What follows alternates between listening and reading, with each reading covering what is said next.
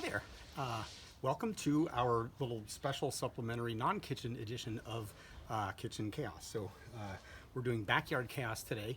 As you can see, I have nothing that looks like kitchen implement or cooking implements here.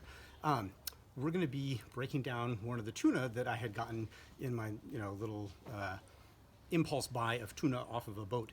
So yeah, we're gonna. I don't know why I keep looking over there because I moved it over here. It's a whole tuna.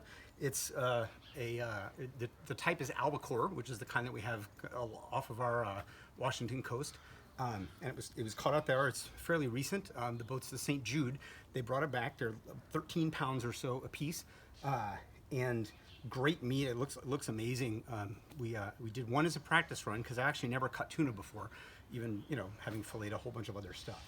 So yeah, so we're gonna put it in. We'll break it down. We'll talk about some of the things, and hopefully this will go okay and be impressive and not be a giant disaster. But we're mostly 1 for 1 so far, so I have high hopes. All right, so I've got I have a standard like a boning knife. It's just it's not very flexible. It's the one that I use for doing all kinds of boning related things. This kind of knife is called a scimitar, or some people call it a scimitar. It's fairly thin. It's not a forged knife. It's stamped because you want a real thin blade, and but it's wicked sharp. And the curved edge kind of helps you do fabrication things. It's a nice knife for doing butchering.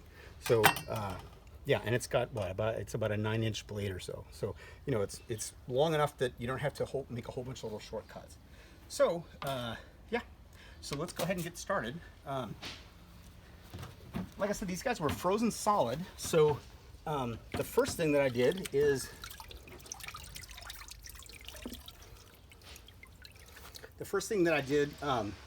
we wrapped them up really nice and everything, and we put them in the fridge until we were kind of getting ready to go. But then we dropped it in water to thaw. So this sat in water. I temped the water, and the water was actually at like 34, 35 degrees for a good amount of time. So it's and the last time I checked the temp, it was still under 40. So it's nice. It's chilly. It's gonna probably freeze my fingers off, and we're hoping that it's not gonna end up with a like still frozen. But we're gonna kind of just go with it and see how it goes. So we're gonna just real quick about this tuna here. It's similar to so you have round fish, which are like normal fish that they have an eye on each side and all that kind of stuff, and then there are flat fish, which would be like a halibut or a flounder or I think maybe a turbo. Sole is an example. They're the ones that over time their eye migrates to the side. They basically like swim even on their sides and live their whole life that way after a little while of kind of just keeping themselves on the bottom. So those fish usually get 4 fillets because they've got they've got their spine, they've got all the bones that come across the top, but their pin bones, because they're so flat, the pin bones are basically like all the way just about to the skin. Well, these guys, what in a salmon are these tiny little bitty pin bones. On a fish like this, they're just like in a halibut. They're like pretty. You get your bones up and down, but then over the sides too. So that's why when you go buy tuna fillets, you will see them. They're usually kind of like a right angle and then kind of a semicircle, and it's because you get 4 loins out of each tuna. So here we go. So the first thing that I want to do is I'm going to go cut down because I want to get the head off. So how you do that is we're going to start here behind the fins, and we're going to bring cuts to kind of around here. You can kind of feel where plates and things are, and we're going to do that more or less, kind of straight up and down in terms of like orientation to the fish. And you can kind of feel a little bit here. There's like a little piece of kind of a little cartilage-y plate thing. So we're going to go in here. And yeah, so I'm going to try and stay relatively, let's see, yeah.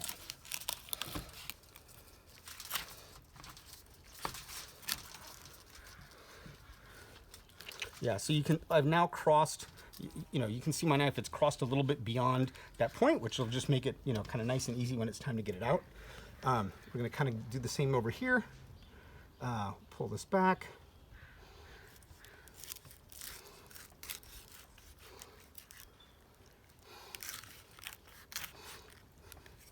and you can kind of see, you know, if you're coming towards, you know, together on your knife cut here, and you can sort of feel the point at which it starts to go.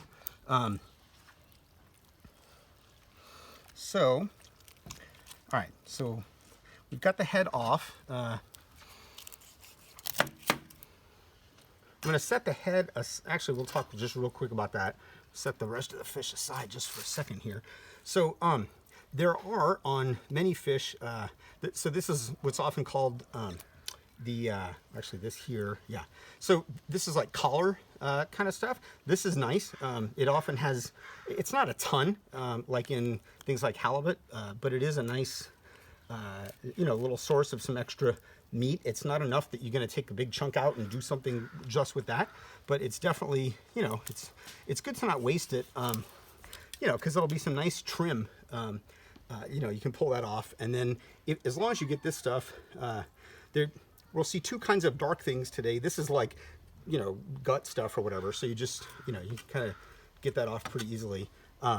There's another kind of dark meat in there that we'll talk about called the bloodline. But you know, so you know, the things that you want to put in the stock, you can put bones, you can put, you know, kind of fins and material like that. You don't, generally if there's like, you know, goopy stuff, you probably don't want to throw that in the stock, and definitely this, which, you know, that'll be like a pretty, you know, sharp taste. So we're gonna just throw that in our little bag here. So we'll pull the other one of these guys off, set it aside, and then and stop mucking around and jump into the fish proper here. Let's see.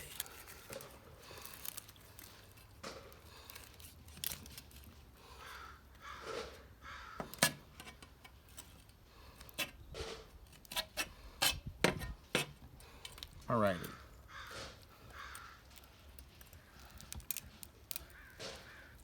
All right, well, we'll adjust that later. Yeah, so we're gonna, this goes into the, you know, you throw it off the end of the dock or whatever kind of deal, if you're doing this out at the dock. Or maybe even if you drive to a dock. I don't know, we haven't decided entirely. So inside the fish here, we've got a decent amount of, kind of hide that from all our little outside critters. Yeah, so inside there's some guts that you can just kind of immediately take away. So it just come out nice and easy. I've heard that some fish, you know, like the liver is some things that people are interested in. You know, I will eat all kinds of wacky things, but I think we're not going to muck with too much with the liver and things like that today. So,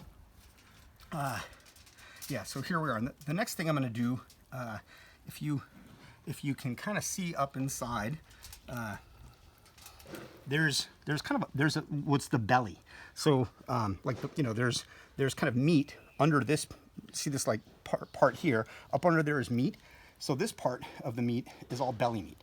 So it's often pretty tasty. Some people actually throw it away.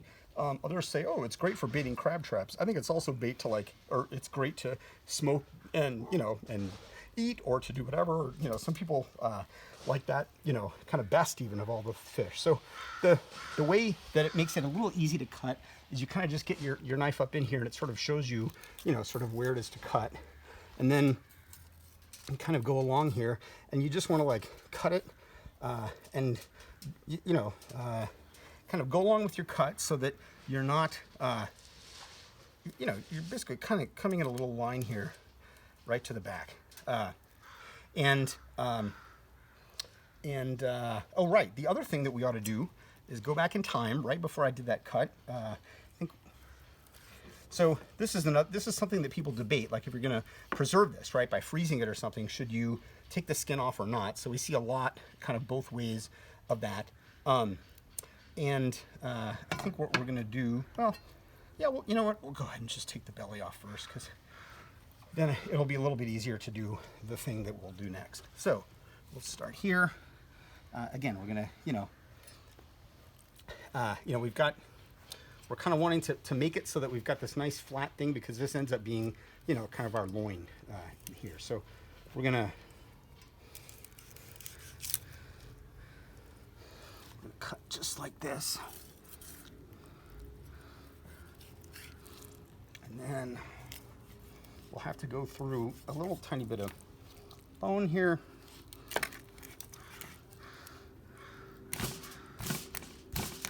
There you go. All right. So this is our belly. Like I said, this is good stuff. So, you know, don't be chucking this out. But we're going to set this aside too. One thing I'll note, even though it might seem weird, you don't want to, you don't want to fall over. You also don't want to hit this with fresh water. So, you know, like this, you know, the slime or whatever else, even if you're going to freeze it, you don't want to rinse it. You're going to want to, you know, basically kind of process it as quick as you can, get it, you know, inside and get it under some, you know, cling film or whatever, and, you know, get those things wrapped. If you can vacuum seal it, do that. But then you want to try and avoid doing anything like having fresh water hit the fish, because it will break down and just won't be as good when you go and actually eat it. So this fish, it was so big that I kind of had to get I had to break the tail in order to get it in the cooler. So unfortunately, just toss that. Unfortunately, we're not going to have that to be able to hold on to. So you get to see the little hampered version. So the next thing we want to do is get these. We want to get these guys, like the little spiny parts off. It's a little harder to do for the bottom ones. You only have to do it. Careful, these bones are very sharp, kind of before or after you cut them through. This is going to be good trim, so we're going to save that. And then now that that's a little bit stable, we're going to be able to do it on the back here. And again, this is like all along, you'll sometimes see it, it'll have a little, you know, like the little, I guess, dorsal, it's almost like a little sail though. So, all right, get away, y'all.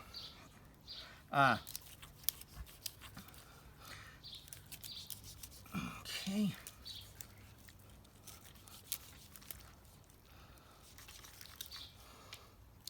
It's really nice to have something to hold on to like I don't have anymore. I think I'm gonna maybe put it on the side and try to get it, yeah.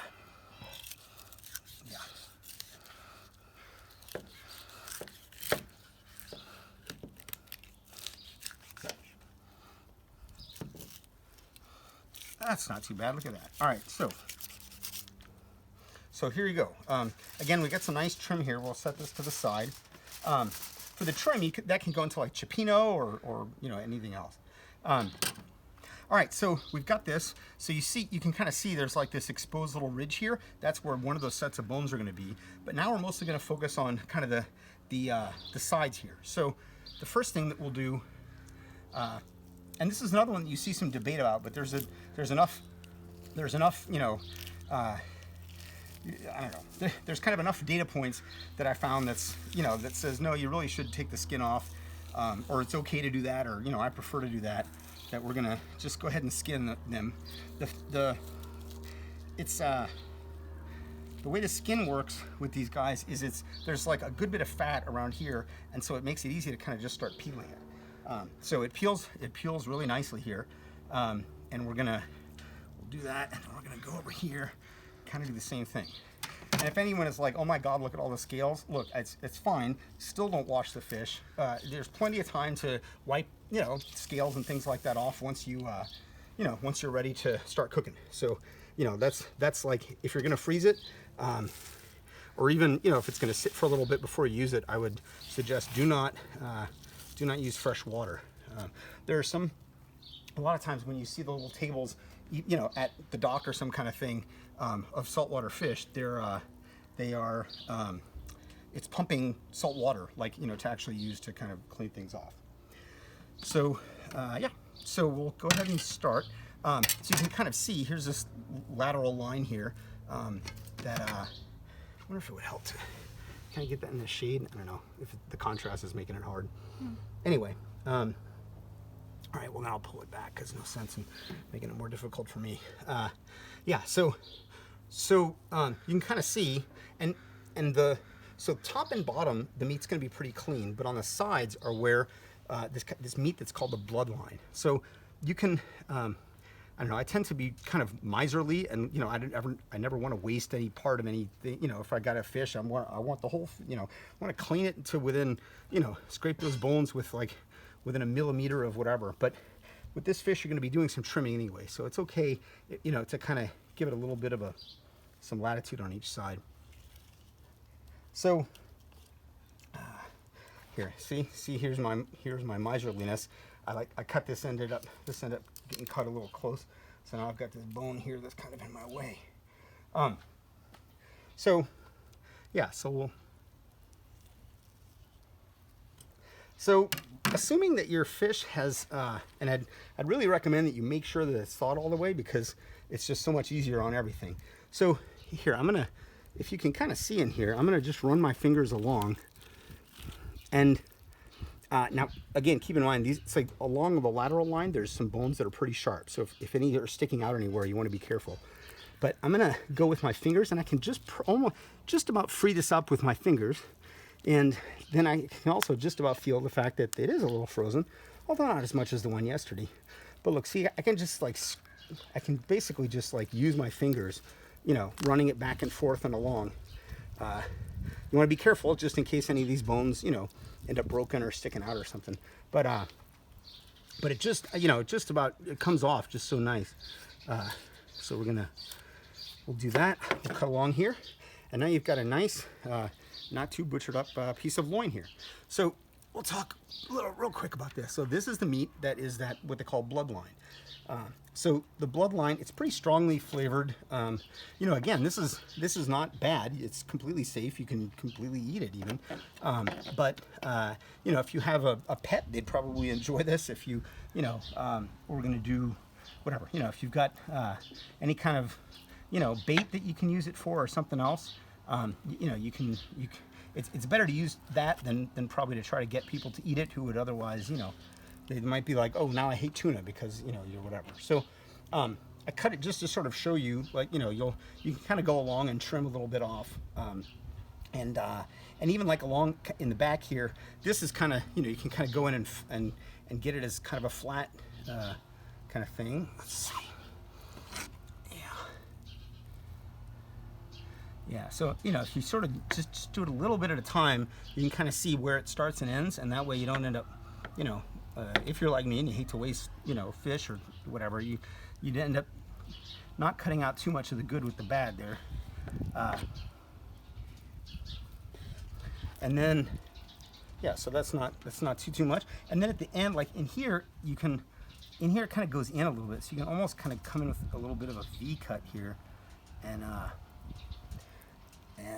that will probably get it kind of cut out, so you can, there you go.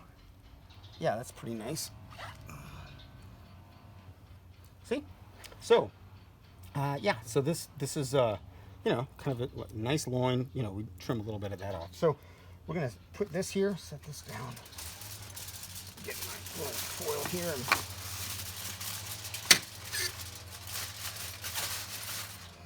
keep our fly watch going. This is, we don't have any pets and we don't have any whatever, so I'm probably just going to put this in with the, you know, throw it off the dock and entice the fishes to come by kind of set. So that was, yeah, so that was the loin from the top, I think. Is that right? Yes. Yeah, I think so. Yeah. So, all right, so we've got our other side. Actually, no, that was the belly because it's got, I think, yeah. So, this is like all belly-related stuff here. You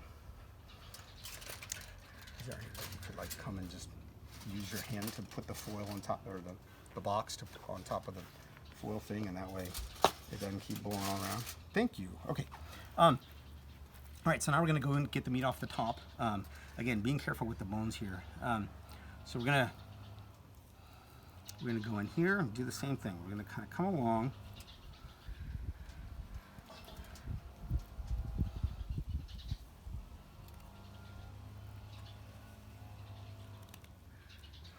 And normally you can just, I mean, this is a nice sharp knife, but with it frozen, I'm having to make a couple, 3 passes. But you can hear, so now I know I've hit bone.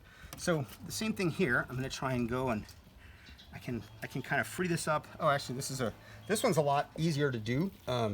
I think because the top is a little bit more exposed, a little less insulated than the belly. So I'm gonna be able to more easily kind of free that up. And let's see what we got here. Yeah, so we can go do a final cut here along.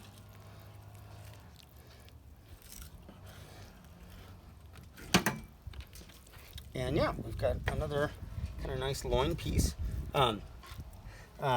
Sometimes people like, so this is, this isn't like the nicest, kind of loin stuff, but it's also not, I mean, it's good meat. So this kind of stuff, it's not as appetizing, to if you're gonna do sushi or something, whatever kind of thing. But as trim, this is fantastic. So we're definitely gonna keep all of that kind of stuff. So yeah, here's your top loin. You can see it's got a much smaller piece of the bloodline, and we're gonna get that in there. And when in a little bit, we'll talk about stock and stuff. But when I do stock, I'm bones. Like I'll keep the kind of up and down stuff in the spine. I'm generally not going to keep this because the bone is all up in there with all of that, with all of that bloodline. So we're going to come down here and kind of do the same thing. Cut it out. Let's see.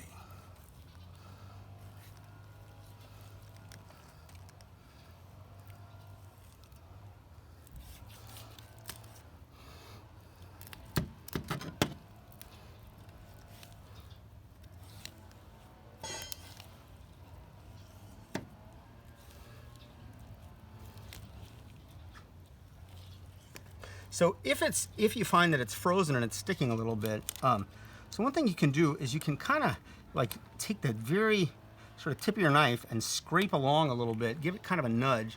That's what I did yesterday. I'm not having to do it as much here. I was able to even push it off with fingers mostly, but that's it kind of, like that scraping motion is really like when you're boning stuff, it's just one of the best things, to do, because it's, you don't want to, anytime you cut, you may well be cutting through bone, and then you leave a lot of little bone remnants to go, kind of bother you later. So we're gonna go across here, and then here, right. All right. So here again, we've ended up with some of the stuff is just gunk that you don't want, but here, once we kind of trim this a little bit.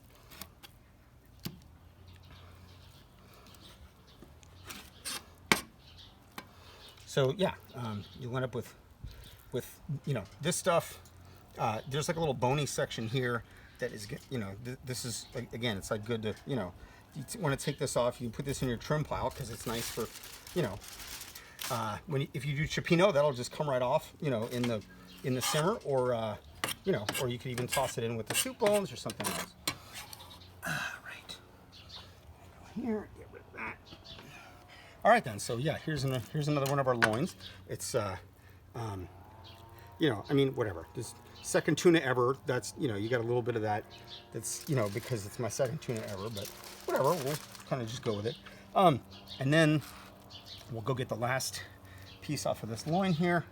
If I can just get the flies to ignore us for another little bit. Oh, yeah. We had our backyard neighbors have a dog named Sadie. She's a cattle dog pit bull mix, and Sadie was like the most interested I've ever seen her in anything. Usually, she and I have kind of a, she thinks I'm an intruder every time, and then eventually remembers, oh, that's just that guy who lives here.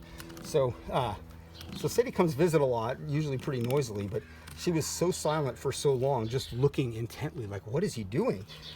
So I don't know if we made friends, or if she now considers me a competition dog, or, is more worried that I'm going to go after their cattle, which they don't have any of. So I don't know, but yeah, it was pretty amusing. All right, so this guy's, he's a little bit more frozen, like we saw with the other side. So we're going to kind of, just kind of start here. Just kind of nudge it a little bit along. This part's also a little easier to do with the boning or a fillet knife or something, but I don't know. You know, you can use different knives to do sometimes the same tasks, and you know, might as well sort of show this approach. I don't want to ever give the impression that you've got to have like 36 knives and pots and pans and pieces of equipment and whatever, you know, to do things, because most of the time you can get by with one or two. It's just more fun to, you know, get stuff. Yeah, so here we are, getting towards the bottom here.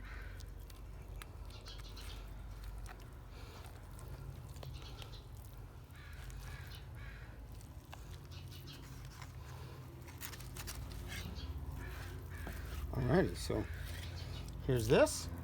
Here's these, you know, like I said, you kind of pick. It's like, you know, you can either lose some meat or you can make it look pretty or whatever. You know, and I always figure that you can, the more meat you leave on this, you at least have more of it that you can, you know, deal with at a later time, and then, like I said, decide to put that in the trim or whatever else. But yeah, so, you know, before we cook this, we'd go get that bloodline, or before we used it for whatever we're going to use it for, we'd go do that. So yeah, here at the end now, so when we start looking at, like, you know, all right, so we're done with this. I'm not just going to hook this guy into our slop bag, you know, to go swim with the fishes. I'm going to go take this part off, because this has a lot of that good trim, you know, and like I said, if I had a pet that I was trying to really get in good with, then I would probably, you know, maybe go give that to them, depending on the pet. Maybe cook it up a little, maybe just give it to them, whatever. It's easier to debone it if that's an issue for your pet or whatever, you know, kind of once you cook it. So on this side piece here, like there's some, you know, there's some good meat here that, you know, that we could go kind of pull off and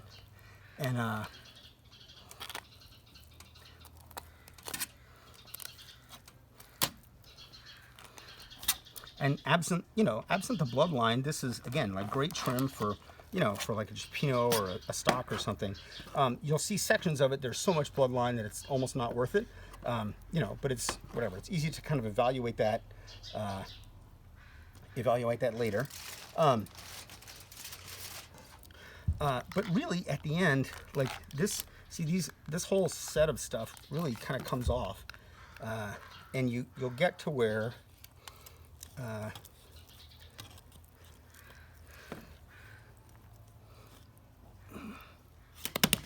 don't want to slip. Don't want to have this thing slip.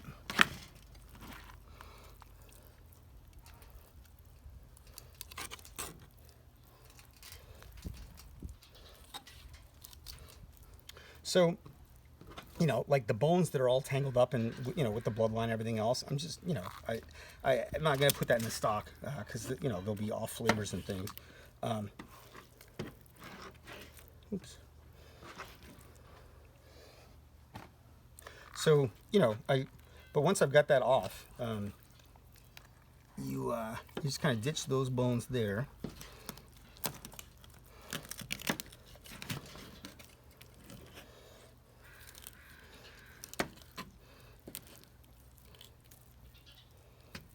Yeah, so, you know, I'm gonna definitely, like, this is just, you know, like that stuff that we're like, yeah, that doesn't go in the pot. But these are great bones for stock here. You know, you draw your knife along. This isn't so much it's going to be bother. This is goopy stuff that we don't want in there. But, you know, once it's kind of clean, and at this point, you know, go ahead and hit it with fresh water or whatever you want. But this is great for stock. There's, you know, certainly with the couple 3 fish that we're breaking down, it'll be nice to just do one of those, and we can make, like I said, a bouillabaisse or you know, some cioppino or something else that'll be great for. So again, here a lot of times, you know, based on my 1 shard or 2 shards of experience here, but you know, you can kind of go and get some of this stuff off, and you know, hey, cool, that's some great trim. But then the rest of this is, you know, there's like just increasing amounts of not worth it, kind of up in some of there. So, you know, but again, you know, I'm a good Louisiana boy. I'm not just going to throw fish in the, you know, in the thing that doesn't need to be thrown away. But, you know, but you also don't want to like go too crazy saving trim and then, you know, throwing stuff in that tastes weird, and then, you know, you end up with you know, odd stuff or whatever. So, you know, I feel, you know, I feel pretty decent that, you know, kind of most of what's left on this is not stuff that we necessarily want to eat. So we're going to go ahead and stick that in here. Yeah, so, you know, it's funny. I get so used to like, hey, are there any questions? And I almost want to ask if there's any questions, but I, you know, wouldn't know because we're doing this not live. But yeah, I think, you know, we'll have whatever. Anybody can ask me anything at any time. Is there, I don't know, Heather, is there anything that you think is good to point out or what? Or, I don't know, all right, yeah. So, yeah, like I said, one of those vacuum seal things, if you can, brush it off with like a paper towel, you know, and or pat it dry if there's still any dampness, but don't clean off blood or things or scales. Just seal it like it is, and then address it on the other end. Yeah, just a lot better texture. So some of this is, you know, we've been kind of watching the food, you know, the temp and everything. Some of this is fine to eat. You know, we're gonna end up eating it raw. We're gonna make it for our little stream that we do this afternoon for poke, and the rest of it is, you know, we'll eat as much as we can and we'll freeze the rest. And you know, without a food sealer, we'll probably just whatever. Get a couple 3 layers of cling film, put it in a Ziploc bag, put that in water to kind of like help push the air out, and then just seal it as best we can, and then use it quick. If it's sealed, it can go months and months, like vacuum packed. But you know, not that. It's probably, you know, probably don't want to let it go any more than a couple months, just because, you know, freezer burn will get it more easily then. So there we go. Thanks for joining us, and thanks to our neighbors for not, you know, coming out and accusing us of whatever.